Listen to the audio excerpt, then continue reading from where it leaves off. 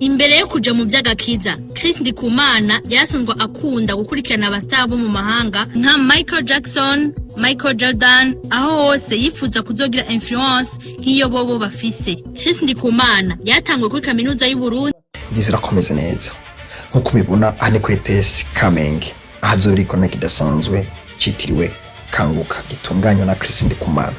Kino gikuranya ntavemo ngitandukanye kwisi na uratumiwe kwenza 18 basiba uzobahombye cyane. Rero Chris Ndikumana abantu 40 bamaze gupfa bakagera hacecekerwa n'ikimazi cyo kugira ngo ibintu byiwe bigende neza. Impuzu imwe yambara ni itegeko rya Illuminati. Kuba nta mascot menshi afite arayagira ariko ntagaragara ni itegeko rya Illuminati. Kuba nta modoka nziza agira nta n'abantu bahambaye agira agendana nabo ni itegeko rya Freemason adahindura umwenda. Kuba Chris Ndikumana ngo abaye ari umuntu uzamutse vuba ni itegeko rya Illuminati cyangwa se Freemason cyangwa se Antikristo cyangwa se n'indi miyaga mibi n'imyuka mibi. Ntabwo rero abantu bari kubivugaho rumwe, byamaze kuba icyo nakita ingaro mu mitwe. No kuvuga ngo Chris Ndikumana ni umuntu uri gukoreshwa ibitangaza bisa naho bitungura abantu. Ntabwo bari bamwiziga, ntibari bamwiteguye, ntibamuteganyaga, ntiyanabateguje ko azaba umuntu ukora ibitangaza. Abantu babaye nk'abagiriwe surprise ubwo babona uwitwa Chris Ndikumana mu myaka miki. Koko je babimbwiraga bati yambo kuva 2017 ese yasengeye mu mazi aho tudasengera, yigirije ubusa kuturusha, yabaye ukiranuka kuturusha, ni gute we ashobora kwakira imbaga nyamwinshi mu myaka itarenze 10? Kaba ari umuprofete, umuvugabutumwa internationali ushobora gukora ibitangaza ku rwego rwa Bambonyi. Mbonyi ni bujya ugira abafana bamezuku cyane rwose ni Mbonyi, ariko nta nundi nzi, nawe nubu muzi umumbwira, ariko Chris Ndikumana Mbonyi nibo bashobora kuzuza amastade cyangwa se amahoteli ahambaye manini afite amasara akomeye cyane nka BK Arena, Kenya, Rwanda, aho mu mara ayo mahoteli ahambaye. Chris Ndikumana rero hano mwabonye ibihugu byose byahateraniye, byose nta gihugu kitari gihagarariwe, ni bikeya vraiment, bibeshi byinshi. Ntiyago habuze nk'ibihugu bigeze muri 80 byari bihagarara bifite abene gihugu babyo bitabiriye Kanguka i Bujumbura. Umuntu rero yibaza ni amahirwe ku Burundi ni ibyago ku Burundi. Mwishengero yinjiramo Chris Ndikumana na amahirwe kuri yo ni ibyago kuri rishengero.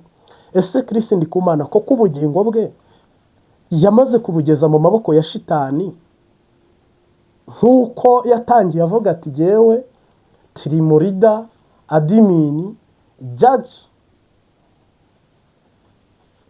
Marco ni umunyamerika ndetse n'abandi mwumvise.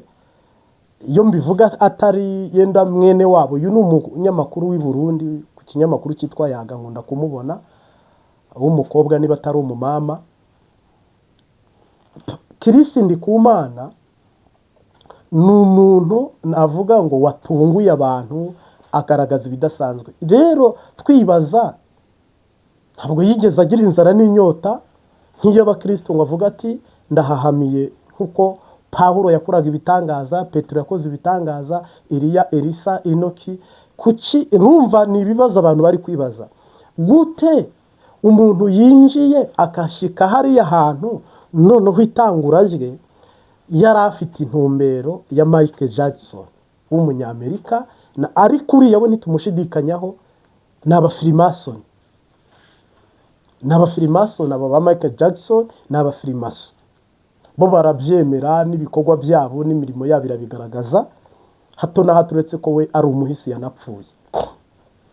Ni ukuvuga ngo rero bagahita bavuga ngo none se niba yarakuze afite irari ry'umuntu w'umweriminati bakaca babihuza rero ngo ambo imyaka mike iminsi mike arakoresha igikorane abantu isi y'indwe hagapfa abantu 40 baguye mu gikorane, abantu 40 bamaze gupfa baguye mu gikorane cyangwa se mu giterane cyangwa se mu byo bita kanguka mu Kamenge 40 bamaze kuhasiga ubuzima. None abantu bagashyira ku munzane bati dusupoze ko akijije abantu 40 bakiza ingwara ariko hapfuye abandi 40. None bo bagahita bavuga ngo aba bantu 40 bapfuye i Burundi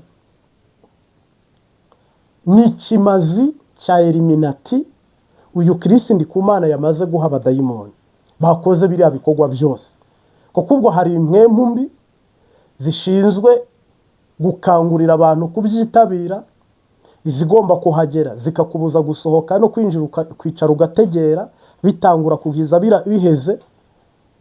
Ofete ubwo hari dayimoni cyangwa se satani ishinzwe mobilization mu mitima cyangwa se satani kanavamo, kuko mu rusengero aba harusohokamo kunyara kurira kosa byisha abadayimoni nibo babikora kugira ngo baderanje ijambo ry'Imana.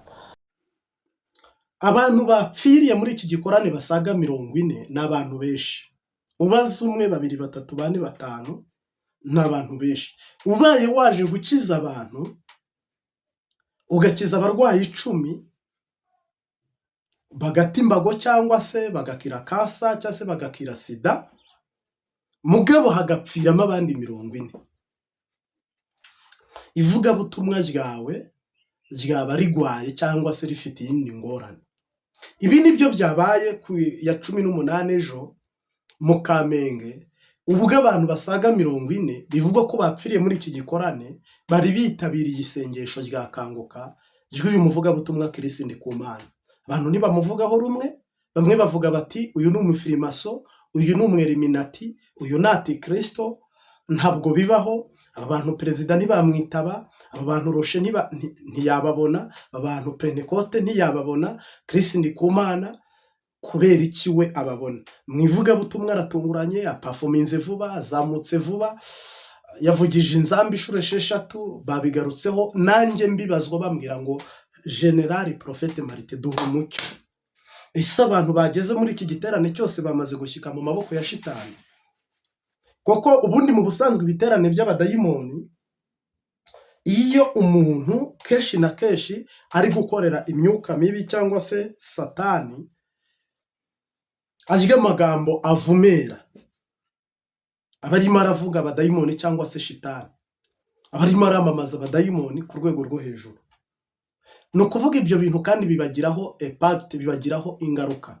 Kristo Ndikumana ubuzima arimo bavuga ko ari ubwo ngo yakuye kuri Michael Jackson w'umunyamerika wari umustar, ariko b'abafirimaso b'Illuminati baba muri iyi miryango ikorana na shitani. Iyo abantu bari kubivuga cyangwa bigarukaho bemeza buryo ki Kristo Ndikumana ngo ari we yaba yarareberagaho agakopera, yarangiza gukopera ibyo bintu akabyigana akabibamo. Abandi bati muzarebe ziriya ntoki ze, hari uburyo atazihindura, ibirato ishati ntibihinduka. Abandi bati muze mwihweze neza muri kureba mu bikorane cyangwa se aho muzamubona hose afite logo iri muri mpande enye, simbigarukaho byo. Urumva utuntu twishi barashungura bakibaza ibintu byinshi. Sava Abanyafurika byumvikane, muratekereza, murabara, murareba, mufite ubwoba, ikintu cyose bigaragara ko mukitaho mukakiweza mugacukumbura. Mugabo rero mubicukumbura namwe mutabizi, ijambo ry'Imana ritari muri mwe ryuzuye cyangwa rihagije. Niyo mpamvu mugaruka bikababera urujijo, bikababera iyobera, bikababera akamaramaza, bikababera kumiza. Koko uyu Kristo Ndikumana ntabwo mpamya ko, sinaniyumvisha ko nihweje cyangwa nitegereje uyu Kristo Ndikumana ari ku rwego nta muvugabutumwa mu Burundi umuri imbere, nta muvugabutumwa mu Rwanda umuri imbere, kereka uzanye Israel Mbonyi, kandi Mbonyi ni umuhanzi, ntabwo ari umuvugabutumwa w'ijambo ry'Imana. Mu Rwanda ntabwo Gitwaza yahamagara abantu nka bariya ngo bizane. Oya, baza ariko ntibaza bangana kuriya. Kristo Ndikumana ari ku rwego navuga ahubwo ngo muri Afurika. TV Joshua niwe wajyaga akora ibiterane nk'ibi, cyangwa ba Kayanja bo mu Bugande, ariko Kristo Ndikumana atunguye abantu. None abantu rero bamaze kuvuga bati tubwire mukozi w'Imana, tunyaga amagara hakiri kare, tubwire, dusobanurire, uriya muntu akorana na shitani, abo bantu bapfuye 40 ni Kimazi yari yemereye Satani. Ni mu buryo bubiri ibi bintu ndabivugamo niyo skoza. Harimo igihe bitaza kugushimisha cyangwa bikanagushimisha, koko iyo tuvuga, nge simvuga nk'Imana ngo mbabwire ngo ni mubirebe, ahubwo ndakubwira bikeya, byinshi Imana izabikubwira, cyangwa se wikorera itohoza, ariko njye natohoje niryo tugiye kuyagaho mu mwanya nk'uyu mbahaye kandi ifashe. Kandi nanabashimira abari mu Buraya, abari muri Amerika, abari Rwanda, Urundi, Tanzania, Zambia, Malawi, Uganda, Kenya, Congo Brazza, Congo Kisasa, mwebwe mwese n'ahandi nashoboye kudondagura, wowe udukurikiye, yambi shalom shalom.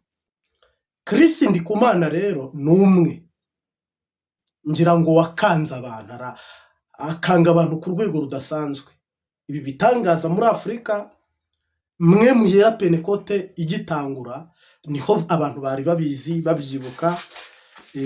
Kandi nanone ntabwo abantu, nanone uyu munsi turi mu ntege nke, ntabwo abantu biziga gukira sida, abantu ntibiziga ko kanseri yakira, abantu ntibiziga kuva ku bafite ubumuga, ntibiziga kurambuka ngo batambuke, guta imbago bakiruka, ibiragi ntibiziga ko byaririmba, ntibumva ibipfamatwi. Kristo Ndikumana rero yacanganyije abantu n'imitima cyane, ko ntabwo abikora ngo abanze aza kubwire ngo yemwe ngo hazaba ibi, ngo kandi nimurebe Yesu niwe uzabinkoresha, ngo ibimenyetso ntanze nibi. None byabateye impungenge cyane. Eske leta yo, niba leta ishobora gutakaza abantu 40, ninde ushobora guhagarara muri iki cyuho ngo ahoze iyi miryango ibuze abantu basaga 40? Ni impanuka? Ni Kimazi? Ese aba bantu bo ubundi imiryango yabo irajya mu rukiko ijye kurega Kristo Ndikumana, kuko niwe watanguje iki gikorane, nice kitiriwe Kanguka? Ese leta iramujyana mu nkiko? Biraba impanuka, bibe isanganya yashyitse ubwo bari mu ivugabutumwa. Nose Kristo Ndikumana ubundi muri stade yishyuzaga? Ntabwo yishyuza, ugomba arinjira mu busanzwe, cyakora amaturo nasanzwe barayatanga sava. None Kristo Ndikumana abantu 40 bapfuye, ese we yabivuzeho iki? We se byamubabaje? Yahojeje abantu, yihanganishije abantu, cyangwa ntiyanabimenye? Ese Kristo Ndikumana ubundi muri iki gikorane cye cyangwa mu ivugabutumwa rye agenda areba, nibura akagira abajyanama beza bakamubwira ati twangije ibi kandi twanakijije ibi? Kuko Yesu yavuze ivugabutumwa, banyura mu murima w'amasaka utari ayabo, baraha bararya batabiherewe uburenganzira. Kristo Ndikumana se nawe yaba ari umwe mu bicaye bakavuga bati ya hapfuye abantu kubwo kuza gusaba umugisha cyangwa kuza gusenga, none turahoza imiryango? Hari abo basumiraga, hari abigaga mu buryo butandukanye, abantu bararyamye barategereza, bamwe doke bategereje marayika ko yahindura amazi ubanjemo agakira. Byasaga na biriya byo muri Bibiliya. Kristo Ndikumana si iyi nkuru yayakiriye ate? Ese igihugu cyo cyayakiriye giti? Kuko kubajyana mu bitaro ntibihagije, kujyana ibiziga mu bitaro ntibihagije. Iri pare ko rero bamwe ari naho bururiye bavuga ngo none abantu 40 barapfa bazize umuvundo.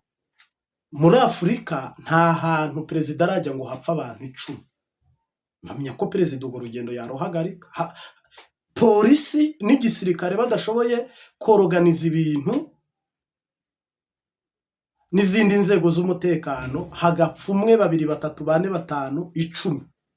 Ngira ngo urwo rugendo perezida ntiyajya rujyamo, kuko urumva nawe ibaze guhamba abantu 40.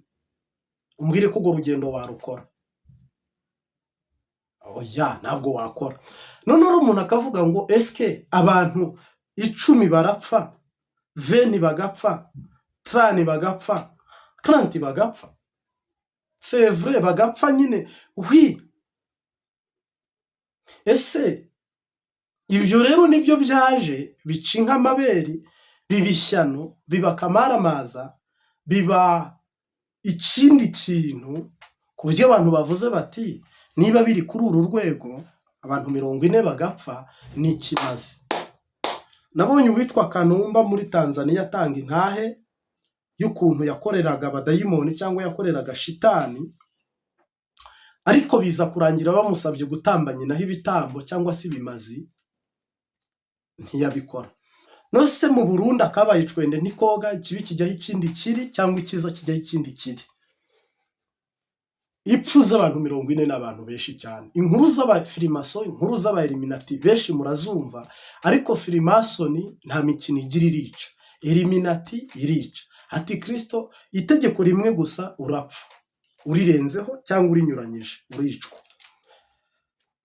Ntabwo kenshi na kenshi bo bakunda mu nkuru zitambuka ku mbuga ngurukana bumenyi no mu bantu bakubwira ko eliminati bitamba isabaro ari uko hari abantu yiha bagapfa buri bakabashyingura. Eliminati bavuga ko umuntu cyane, bikavugwa ko abafite inganda abakozi babo barahapfira babatambaye ibitambo, abafite amajase, impanuka z'indege zikabaho, impanuka z'amato zikabaho, impanuka z'amamodoka zikabaho, imishinga yabo eliminati ikayiteza imbere, abahawe gutwara ibihugu nuko bafite inzira nyinshi, imyigaragambyo igahitana abantu bagapfa bagahona. None rero bakavuga bati n'uyu muvugabutumwa abantu 40 bapfuye cyari ikimazi cy'uko igikorane cyagenze neza. Bati ambo ibihugu bininahaza shitani perezida akarahizwa n'abapfumu, uyu Kristo Ndikumana aragenda akabakoresha ibikorane, ukuri kwamye, nta n'umusatsi wo ku mutwe ushobora kugira ikibazo. Batari kwivuga butumwa rye musura ntahinduka, kandi uwariye neza akanwa neza akambara neza dusanzwe tuzi ko ahinduka. Kandi Kristo Ndikumana nta buzima bundi yabayemo ngo niko yarasanzwe ameze, impuzu ntahinduye, umuduga ntahinduye, ni umuntu uraho ubuzima bwe busa n'ubucanga abantu bagashingira ku ibyo. Rero navuze ava n'ibindi yenda tugomeza twese turebaho, niki gituma ubujigitifu ngo Kristo Ndikumana agikuzimu, akorana no kuzimu, n'umunyakuzimu, ibintu nk'ibyo. Ningaruka untahure, Kristo Ndikumana ni umugabo ntabwo ari umusore. Kristo Ndikumana tuzi ko Imana yakoze ibitangaza, hari ukuboko kw'Imana gukoresha ibitangaza, ukazura abapfuye, ugahumura impumyi, ibiremuka bihagurutsa. Uko kuboko Yesu arakugira ku bwa Mwuka Wera, iyo mirimo n'ibitangaza Yesu akabigukoresha. Na Satani Sekibi Rusoferi umubi nawe icyo kiganza arakigira, no ku kuboko arakugira. N'abami babiri, umwe ashobora kugukoresha ibyiza cyangwa uhisemo ni ugukoresha, ariko Satani ari muri kote yo gukoresha ibibi. Niyo mpamvu hajemo ipfu nyinshi. Batuye ni Satani,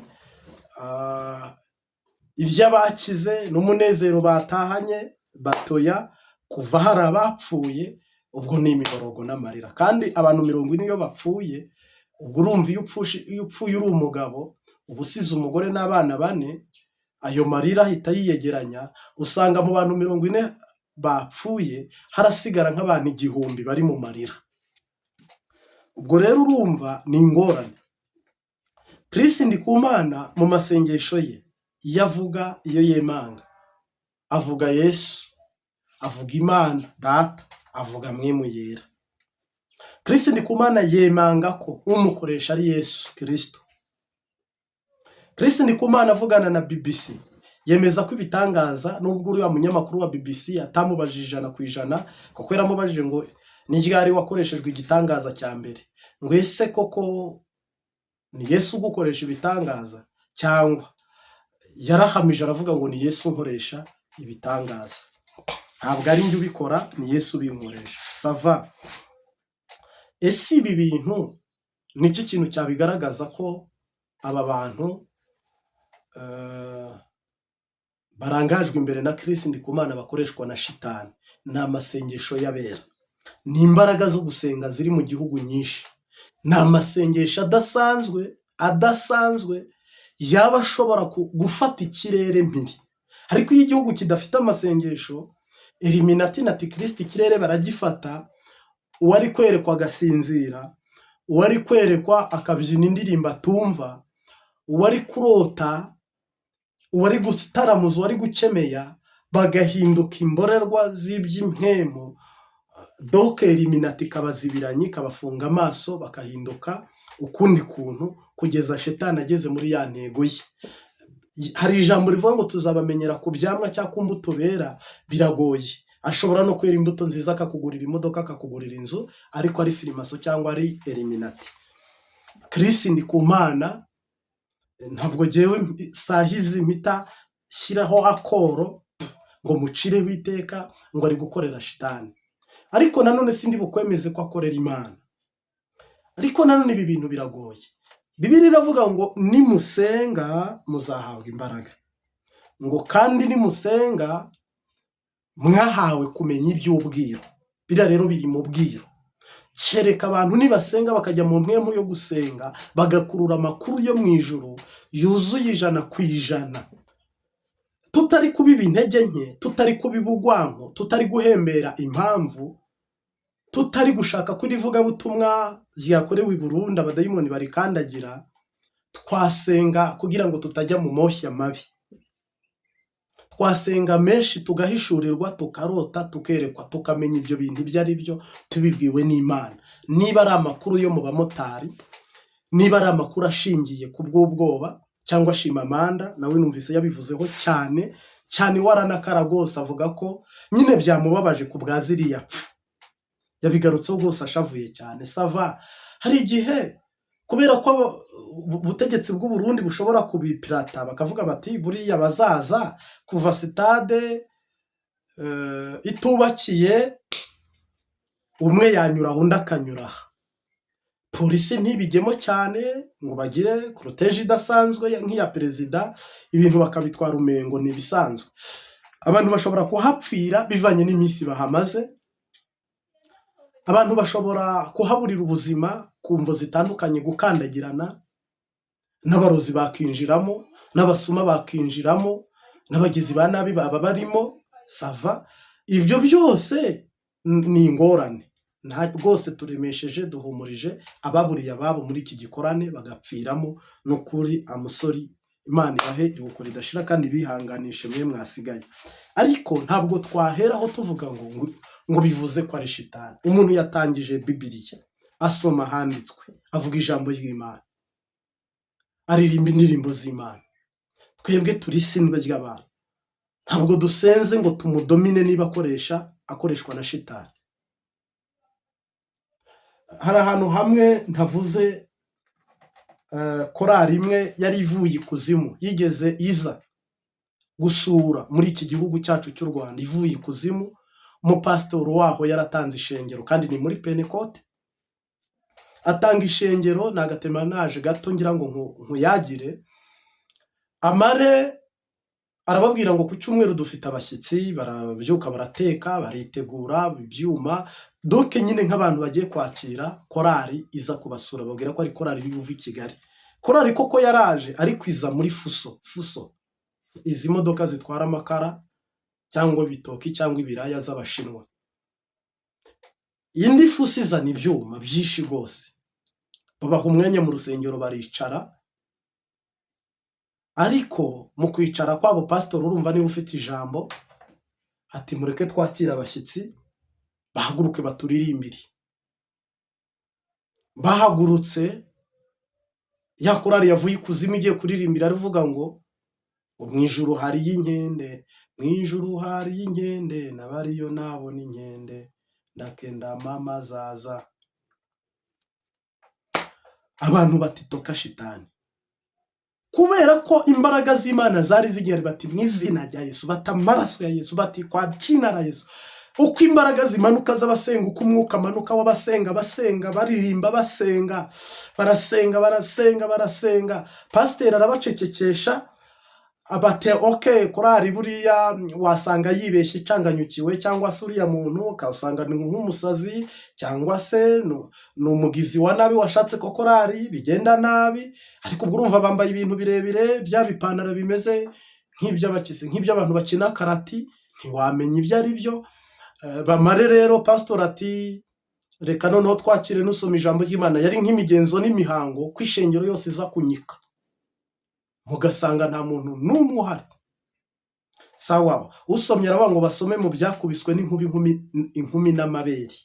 Ubwo ni ibyakozwe n'intumwa, ngo ni ibyakubiswe n'inkuba inkumi n'amabere. Noneho abantu bahita babona ko binjiriwe, batewe, barasenga, korari zirasenga, abadiyakoni barasenga, abantu biruka mu rusengero barasenga. Wuburaga amaso ari ibyuma, ari n'abantu, ari na za modoka, ahubwo uri kuvuga ngo none se hano hari abashyitsi, cyangwa narindi mu nzozi narinjyamye iwanjye. Erega biba nkaho bitigeze binaba, kuko nta kamera zari mu rusengero, nta hantu uri kuvuga ngo wafatiye amashusho. Biba nk'ibintu bitigeze bibaho, barabipfukirana, biratwikirwa, biranibagirana. Gusa byarangiye wa mupasitoro we yiyahuye. Yavuye aho mu cyumweru kimwe ariyahura, arapfa, baramushyingura. Ni ukuvuga rero amasengesho y'umuriro niyo ashobora gukuraho ikinyoma agashyiraho ukuri. Ariko iyo amasengesho adahari, ikinyoma baragisiga kigasa n'ukuri. Iyo amasengesho adahari, ibi byose wasanga ari byo. Ariko niba amasengesho ahari, niho mushobora kumenya ko ibyo bintu atari byo. Ubwo mugiye kuvuga ati wowe se kusenga, Imana yakubwiye iki, cyangwa ikweretse iki, cyangwa iri kukubwira iki? Nta sabwa Imana igeze inyereka ko Kristo Ndikumana ari umukozi wa Satani, ariko niyo nambwiye ko ari n'umukozi wayo. Ariko njyewe mu byo mbonesha amaso y'umubiri ni umukozi w'Imana. Icyo kiratahuritse. Noneho rero ushobora kuntukuta, ubwo murafatikanyije, nawe uriwe. Oya, kinemera Imana Data n'Umwami Yesu n'Umwuka Wera. Wumva ariko tereta n'ibyo, cyangwa kumva watizera muri ubwo buryo, ubwo nyine ntabwo duhuje kwizera no kwemera. Hama rero Kristo Ndikumana nitugirirwa umugisha, biba ari Imana iri kumukoresha. Nibiba ari shitani, igihugu kiraba kigwishije cyane. Nakamaramaza, nakayobera abahinga, cyaba kigwishije cyane. Kuva na kera imbaraga za Illuminati zateye ibi bihugu byacu zarafashwe, zarahinyujwe, barise, n'abandi barundi bagerageje kugikuzimu, n'abagerageje gutamba ibitambo abantu, ntabwo byabahiriye. Nundi wateganya kubijyamo nawe ntibizamuhira. Ntabwo Satani yaratsinzwe, ntabwo azigera Satani atsinda. Ntazigera najya hejuru y'Imana. Satani ntazigera nagira ijambo riruta iryo Yesu afite. Mu buzima isi itangiye kugeza irangiye, Yesu ni umwami n'umukiza w'ubugingo bw'abantu. Ariko kubera ko tutamenyereye imirimo n'ibitangaza n'ibimenyetso n'utwumiza, tubiheruka Pentekote zigitangira ivugabutumwa, none ubu abantu bari muri viziyo, ibitaro byaragutse, abantu bajya kwivuza kwa muganga, ntawe ukigana mu rusengero, abantu basigaye babajyana mu Buhinde, Shini, ahantu hatandukanye. Ubuvuzi bwateye imbere, barabihinyanyura umwaka ku wundi, ubuvuzi butera imbere. Usanga rero abantu ntibemera ko impumyi ihumuka, ikiragi kiririmba, igipfamatwi cyumva, ufite ubumuga asimba agahagwa, kuko twe mu Rwanda dukoresha imvugo y'abafite ubumuga. Ariko mpamya ko hanze, nko mu Burundi narahabaye no muri Kongo, bo bavuga imvugo nyandagazi cyangwa se zibasuzugura abafite ubumuga. Rero mu rurimi rw'iwanyu kubasha kubyumva, ntabwo abantu biziga, ntabwo bateganyije izo mbaraga, ntabwo bazibikaho, nta nubwo bari kuzisaba, nta nubwo bazishaka, bazi ko byose muganga azabikora. Niyo mpamvu iyo rero Chris Ndikumana akoze ibintu nk'ibi, kwemeza umuntu ko ari Yesu ni ukuri biragoye. Kandi na Yesu ubwo bamwagije ko akorana na Zerubabeli, ariko ntabwo nanone ndi bukwemeze ngo nje kukwemeza ko ibintu yakoze ari Imana yabimukoresheje, ariko sinje no kukwemeza ko ari ibya Satani. Ahubwo mvuze ko intege nke twe turimo, ubuzima twe turi kubamo, nibwo buduha kutamenya ko ari Imana cyangwa ari shitani. Ikosa sirye, niba ari kuturoga ntitubashe kumutsinda, kumurwanya, kumunesha, ubwo ikosa ni twe. Ariko niba ikosa twe twasenze tukaba mu mwuka no mu kuri, umuntu akatunyaga intama 40 ndetse akatwaturaho amagambo mu gikorane cy'ibihumbi birenze 30 by'abantu barimo bavuga ijambo kurindi ijambo kurindi, excuse me, ikosa ntabwo ari uriya muntu umwe, ni iryacu. Pentecote maziki, wowe ujejwe iki? Kubera iki ikorane baragitangaje? Kuki mutasenze ngo mubisambuze niba ari ibya Satani? Kuki atasebeye hajya imbere? Kuki abo bazimu batamumaramarije aho imbere? Ntiba rero Imana yamuretse kandi ari kuyirwanya, kandi ahamagaye abantu bayo ikamwihorera, jewe ibyo ndabirwanya ngo mbimaze iki cyangwa mbikoreshe? Urusha nyina w'umwana imbabazi ngo abashaka kumurya. Ntabwo Chris Ndikumana rero je nakubwira ngo ni umweliminati cyangwa umufirimaso. Ibyo yakoze nibyo, ko turimo niyo, ariko senga ukuri turaguhabwa n'Imana. Reka dusenga, ubwo natwe Imana idukoresha ibitangaza n'ibimenyetso, koko ubwo na Satana akora ibitangaza n'ibimenyetso, ariko gende muri kote y'Imana gukoreshwa n'Imana. Reka ngushimire, mugire ibihe byiza. Ciao ciao, shalom shalom.